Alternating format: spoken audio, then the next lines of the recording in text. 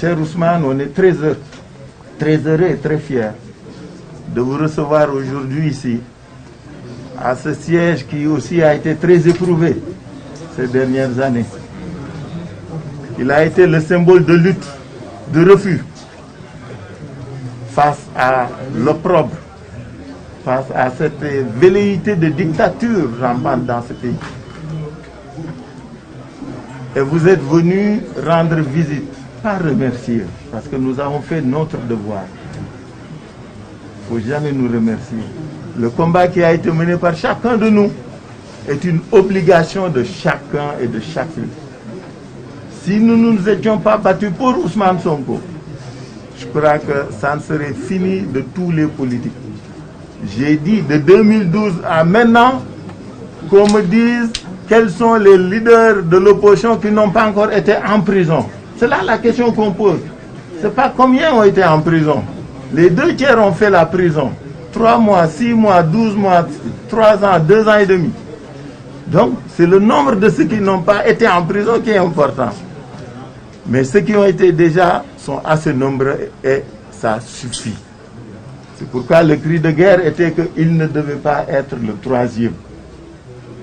Et Barthes, qui est assez taquin, avait dit 3e pour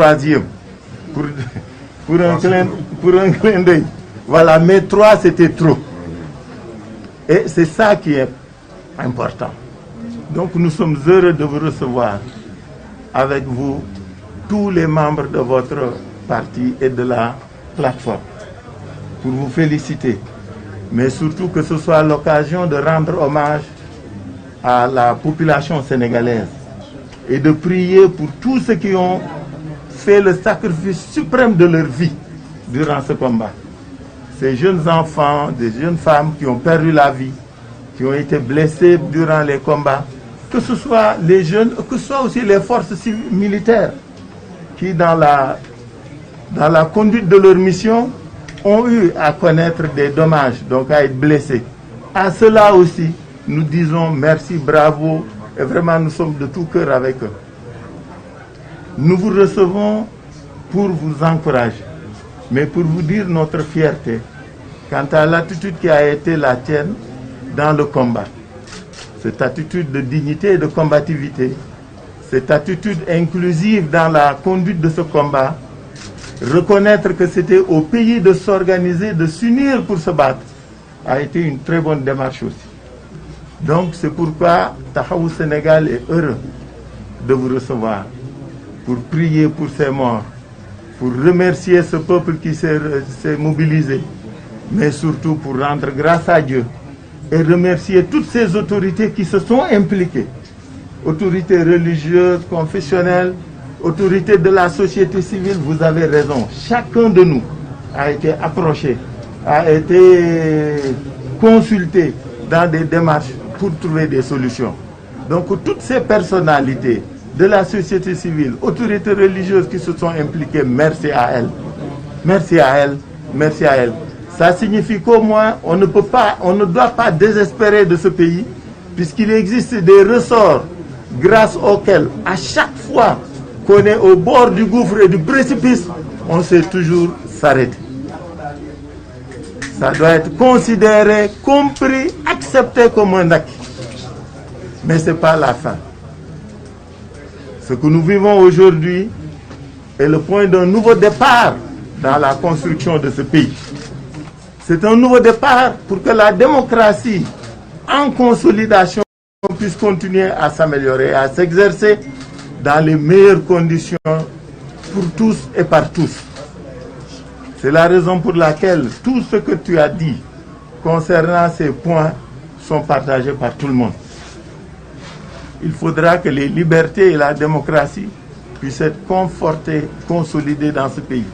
Il faudra que les ruptures au plan comportemental, au plan de la conscience, par les acteurs politiques, ces ruptures-là puissent se faire dans les meilleures conditions.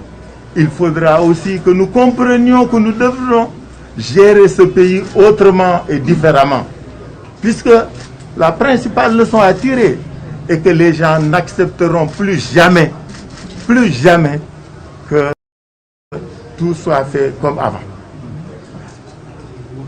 C'est la principale leçon qu'on va en tirer.